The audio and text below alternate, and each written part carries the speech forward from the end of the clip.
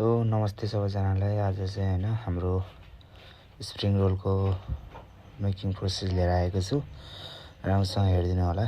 हजुरलाई यसको मिजाएर अनि स्प्रिङ रोलको सिटको रेसिपी हेर्नु मन छ भने मेरो युट्युब च्यानलमा गएर हेर्न सक्नुहुनेछ।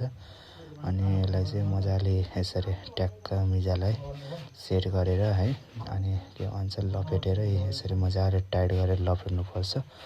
टाइट गरेर लपेटेपछि हल्का पानी लगाएर हामीले कर्नफ्लोरको पानी लगाएर चाहिँ यसलाई अनि त्यहाँबाट साइडबाट फोल्ड गरेर अनि अर्को साइडबाट पनि फोल्ड गरेर यसलाई फेरि मजाले लपेट्नुपर्छ है।